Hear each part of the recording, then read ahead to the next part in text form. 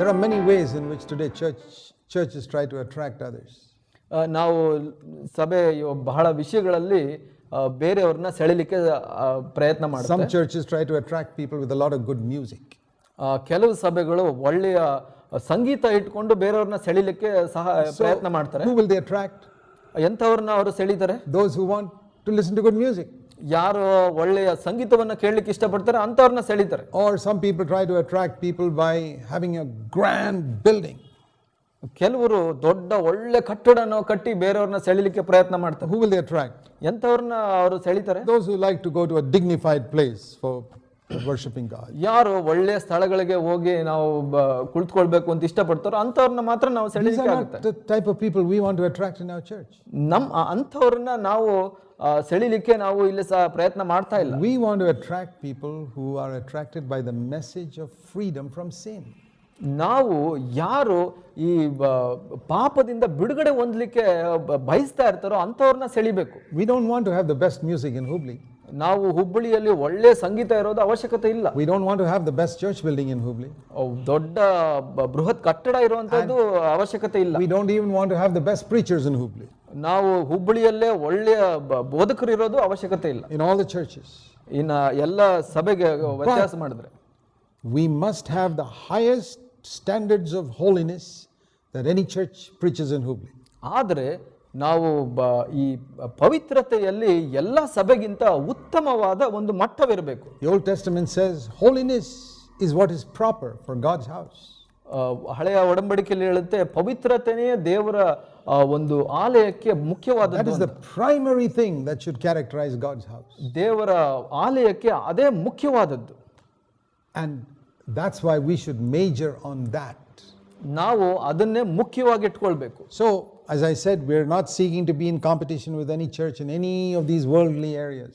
ನಾನು ಮೊದಲೇ ಹೇಳ್ದಂಗೆ ಈ ಲೋಕದ ವಿಷಯಗಳಲ್ಲಿ ಯಾವುದೇ ಸಭೆಯನ್ನ ವ್ಯತ್ಯಾಸ ನಾವು ಮಾಡಿ ಸ್ಪರ್ಧೆಯಲ್ಲಿಲ್ಲ. We want to preach the highest standards of holiness that any church preaches in Hubli. ಆದರೆ ಹುಬ್ಬಳ್ಳಿಯಲ್ಲಿ ಎಲ್ಲಾ ಸಭೆಗಳಲ್ಲಿ ಬೋಧನೆ ಮಾಡೋದಕ್ಕಿಂತ ಹೆಚ್ಚಿನಾದ ಪವಿತ್ರತೆಯನ್ನು ನಾವು ಬೋಧನೆ ಮಾಡಬೇಕು. So that we attract to our church only those who are interested in a holy life. ಅದರಿಂದ ನಾವು ಈ ಹುಬ್ಬಳ್ಳಿಯಲ್ಲಿ ಯಾರಿಗೆ ಅಂತ ಜೀವಿತ ಬಯಸಿ ಬರ್ತಾರೋ ಅಂಥವ್ರನ್ನ ಮಾತ್ರ ನಾವು ಸೆಳೆಯೋಕೆ ಸಹಾಯ ಆಗುತ್ತೆ. Those who are interested in listening to good music, they can go to some other churches. ಒಳ್ಳೆಯ ಸಂಗೀತದಲ್ಲಿ ಅವರಿಗೆ ವಿಶ್ವಾಸ ಇದ್ರೆ ಮತ್ತೆ ಆಸೆ ಇದ್ರೆ ಅವರು ಬೇರೆ ಸಭೆಗೆ Those who want financial help from a church must go to some other churches. ಬೇರೆ ಕೆಲವರಿಗೆ ಹಣ ಸಹಾಯ ಬೇಕು ಅಂದ್ರೆ ಅವರು ಬೇರೆ ಸಭೆಗೆ ಹೋಗಿ. Or those who like to find some security in a big number, they should go to some big church. ಕೆಲವರಿಗೆ ಬಹಳಷ್ಟು ದೊಡ್ಡ ಸಭೆಗೆ ಹೋಗ್ಬೇಕು ಅಂತ ಆಸೆ ಇದ್ರೆ ಅವರು ಬೇರೆ ಸಭೆಗೆ ಹೋಗ್ಲಿ. We must only attract those who are interested in being free from sin. ನಾವು ಯಾರಿಗೆ ಪಾಪದಿಂದ ಬಿಡುಗಡೆ ಹೊಂದಲಿಕ್ಕೆ ಆಸೆ ಇದೆ ಅವ್ರನ್ನ ಮಾತ್ರ ಸೆಳೆಯಕ್ಕೆ Because Jesus came to set people free from sin. ಯಾಕಂದ್ರೆ ಯೇಸು ಬಂದಿದ್ದು ಜನರನ್ನ ಅವರ ಪಾಪಗಳಿಂದ ಬಿಡಿಸ್ಲಿಕ್ಕೆ. He didn't come to make us better musicians. ಅವರು ನಾವು ಒಳ್ಳೆ ಸಂಗೀತಗಾರರಾಗಬೇಕು ಅನ್ನೋದು ಅಂತ He ಬಂದಿಲ್ಲ. didn't even come to make us better preachers. ಆತನು ನಮ್ಮನ್ನ ಒಳ್ಳೆ ಬೋಧಕರನ್ನಾಗಿ ಮಾಡಬೇಕು ಅಂತಾನೂ ಬಂದಿಲ್ಲ. What did he come for? ಯಾಕೆ ಬಂದನು? He came to make us holier people just like himself. ಆತನಂತೆ ನಮ್ಮನ್ನು ಪರಿಶುದ್ಧರನ್ನಾಗಿ ಮಾಡ್ಲಿಕ್ಕಾಗಿ ಆತನು ಬಂದನು. So that must be the primary thing in our church. ಅದು ಬಹಳ ಪ್ರಮುಖ ವಿಷಯವಾಗಿರಬೇಕು ನಮ್ಮ ಸಭೆಯಲ್ಲಿ. I remember in Bangalore when we started. ನನಗೆ ನೆನಪಿದೆ ನಮ್ಮ ಬೆಂಗಳೂರು ಸಭೆ ಪ್ರಾರಂಭವಾದಾಗ For 6 years God never gave us a building. 6 ವರ್ಷ ನಮಗೆ ದೇವರು ಕಟ್ಟಡ ಕೊಟ್ಟಲಿಲ್ಲ. And that was very good for us. ಅದು ಬಹಳ ಒಳ್ಳೆದಾಯ್ತು ನಮಗೆ. Because when we met in a house, we really became one with each other as a family. ನಾವು ನಮ್ಮ ಮನೆಯಲ್ಲಿ ಕೂಡಿ ಬಂದಾಗ ನಾವು ಎಲ್ಲರೂ ಒಂದು ಕುಟುಂಬ ತರ ಒಂದಾದೆವು. And I saw, now when I look back, I see that God was first interested in building the church, which is the people, then giving us the hall. ನಾನು ಅದನ್ನ ನೋಡಿದಾಗ ನನಗೆ ಅನ್ಸುತ್ತೆ ದೇವರು ನಮ್ಮನ್ನ ಸಭೆಯಾಗಿ ಅಂದ್ರೆ ಜನರನ್ನ ಒಟ್ಟಾಗಿ ಕಟ್ಟೋದು ಮುಖ್ಯವಾಗಿತ್ತು. ಕಟ್ಟಡನ ಕೊಡೋ ಮೊದಲು If the people in a church are built together, it doesn't matter even if you don't have a hall. ಸಭೆಯ ಜನರು ಒಟ್ಟಾಗಿ ಐಕ್ಯರಾದಾಗ ಕಟ್ಟಡ ಇಲ್ಲದೆ ಇದ್ರೂ ಪರವಾಗಿಲ್ಲ. Because that is the real church. ಯಾಕೆ ಅಂದ್ರೆ ಅದೇ ನಿಜವಾದ ಸಭೆಯಾಗಿದೆ. If all of you are not one with each other, ಆದರೆ ನೀವೆಲ್ಲ ಒಂದಾಗಿಲ್ಲ, ಐಕ್ಯರಾಗಿಲ್ಲ, and then you just have a grand hall, ಮತ್ತೆ ಬರೇ ದೊಡ್ಡ ಕಟ್ಟಡ ಇದ್ರೆ you're fooling yourself that God is happy with you. ನೀವು ಮೂರ್ಖರಾಗ್ತೀರಾ, ದೇವರು ಸಂತೋಷವಾಗಿದ್ದಾರೆ. God is not happy with the building. ದೇವರು ಕಟ್ಟಡ ನೋಡಿ ಸಂತೋಷ A ಪಡೋದಿಲ್ಲ. building is just a matter of convenience. ಅದು ಒಂದು ಅನುಕೂಲ ಮಾತ್ರ. It's like Jesus and Paul used to walk. Today we go by bus or scooter. ಪೌಲನ್ನ ನೋಡ್ತೀವಿ, ಅವರು ನಡೆದು ಹೋದ್ರು. ಇವತ್ತು ನಮಗೆ ಬಸ್ ಇದೆ, ಕಾರ್ ಇದೆ. It's just a convenience. ಅದು ಒಂದು ಅನುಕೂಲ ಮಾತ್ರ. It doesn't make us any better than Jesus and Paul if we travel in a bus. ನಾವು ಬಸ್ನಲ್ಲಿ ಹೋಗೋದ್ರಿಂದ ಯೇಸುಗಿಂತ ಪೌಲನಿಗಿಂತ In ಉತ್ತಮರಾಗೋದಿಲ್ಲ. the same way, the early Christians may not have had a hall like this, but we have one. It doesn't make us better than them. ಮೊದಲಿನ ಕ್ರೈಸ್ತರನ್ನ ನೋಡಿದ್ರೆ ಅವರಿಗೆ ಒಂದು ಕಟ್ಟಡ ಇರಲಿಲ್ಲ, ಆದ್ರೆ ನಮಗೆ ಕಟ್ಟಡ ಇದೆ, ಅದರಿಂದ ನಾವು ಉತ್ತಮರಾಗೋದಿಲ್ಲ. Only a convenience. ಇದು ಬರೀ ಅನುಕೂಲ ಮಾತ್ರ. Don't any of you ever think of this building as the church. ಈ ಕಟ್ಟಡವನ್ನ ಯಾರು ಸಭೆ ಅಂತ ಅನ್ಕೊಳ್ಬೇಡಿ. There are a lot of foolish Christians who call a building a church. ಬಹಳಷ್ಟು ಮೂರ್ಖ ಕ್ರೈಸ್ತರು ಒಂದು ಕಟ್ಟಡವನ್ನ ಸಭೆ ಅಂತ ಕರೀತಾರೆ. We can say the church meets in this building. That's okay. ನಾವು ಹೇಳ್ಬೋದು ಸಭೆ ಈ ಕಟ್ಟಡದಲ್ಲಿ ಕೂಡಿ ಬರುತ್ತೆ So ಅಂತ. when we have a name outside, so and so church, it just means that church is meeting in this building. The building is not the church. ಹೊರಗಡೆ ಇದು ಒಂದು ಸಭೆ ಅಂತ ಹೆಸರಿದ್ರೆ ಅದರ ಅರ್ಥ ಏನಂದ್ರೆ ಆ ಸಭೆ ಆ ಕಟ್ಟಡದಲ್ಲಿ ಕೂಡಿ ಬರುತ್ತೆ ಅಂತ. The worldly people think a building is a church. ಆ ಲೋಕದ ಜನ ಅನ್ಕೊಂತಾರೆ ಕಟ್ಟಡ ಒಂದು ಸಭೆ ಅಂತ. No. ಇಲ್ಲ, This building has no value before God. ಈ ಕಟ್ಟಡಕ್ಕೆ ದೇವರ ಮುಂದೆ ಯಾವ It's a ಪ್ರಾಧಾನ್ಯತೆ ಇಲ್ಲ. convenience for you to meet so that you don't have to stay in a rented place. ಇದು ಒಂದು ಅನುಕೂಲ. ಯಾಕೆ ಅಂದ್ರೆ ನೀವು ಬೇರೆ ಕಡೆ ಒಂದು ಬಾಡಿಗೆ ಮನೆ ತಗೊಳ್ಳೋ ಅವಶ್ಯಕತೆ ಇಲ್ಲ. But what should we dedicate to God today?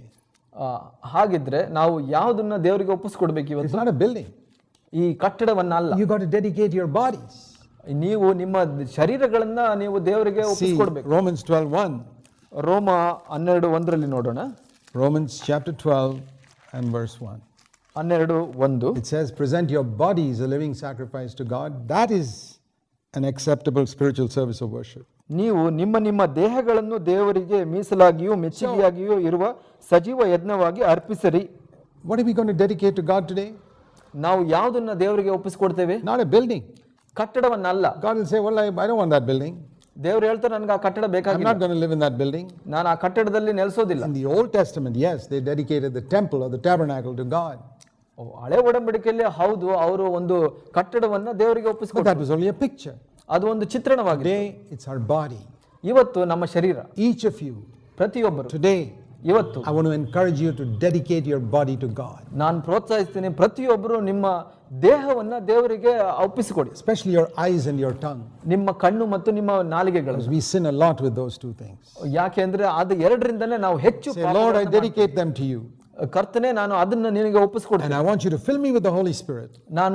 ನೀನು ನನ್ನನ್ನು ಪವಿತ್ರಾತ್ಮನಿಂದ ತುಂಬಿಸು. Because I realize the temple of God is the body and we people, not the building. ಯಾಕೆಂದ್ರೆ ನಾನು ಅರ್ಥ ಮಾಡ್ಕೊಂತೀನಿ, ದೇವರ ಆಲಯ ಬಂದು ನನ್ನ ಶರೀರವಾಗಿದೆ, ಈ ಕಟ್ಟಡವಲ್ಲ. And Lord, thank you for giving us this building. ದೇವರೇ, ನೀವು ಕಟ್ಟಡನ ಕೊಟ್ಟಿದ್ದಕ್ಕಾಗಿ Help ನಿನಗೆ us to ಸ್ತೋತ್ರ. use this for your glory. ನಾವು ಇದನ್ನ ನಿನ್ನ ಮಹಿಮೆಗಾಗಿ In ಉಪಯೋಗಿಸ್ತೀವಿ. that sense, we give you the building also like we give our time and money and earthly things also to God. ನಾವು ನಮ್ಮ ಸಮಯ, ಹಣ, ಲೋಕದ ವಸ್ತುಗಳನ್ನು ಹೇಗೆ ದೇವರಿಗೆ ಕೊಡ್ತೀವೋ ಹಾಗೆ ಈ ಕಟ್ಟಡವನ್ನ ನಿನಗೆ ಕೊಡ್ತೇವೆ. Yeah, so that this place can be used for your glory. ಅದರಿಂದ ಈ ಜಾಗ ಕೂಡ ನಿನ್ನ ಮಹಿಮೆಗಾಗಿ ಉಪಯೋಗಿಸ್ತೀವಿ. We pray that people who come here will sense your presence in every meeting. ನಾವು ಪ್ರಾರ್ಥನೆ ಮಾಡ್ತೇವೆ, ಈ ಸ್ಥಳಕ್ಕೆ ಯಾವ ಜನ ಬರ್ತಾರೆ ನಿನ್ನ ಪ್ರಸ್ತುತಿಯನ್ನು ಕಂಡುಕೊಳ್ಳಿ. In this place many will find the gate to heaven. ಈ ಸ್ಥಳದಲ್ಲಿ ಆ ಒಂದು ಪರಲೋಕ ದಾರಿಯನ್ನ ಕಂಡುಕೊಳ್ಳಿ. And they will come into this church, the family of God.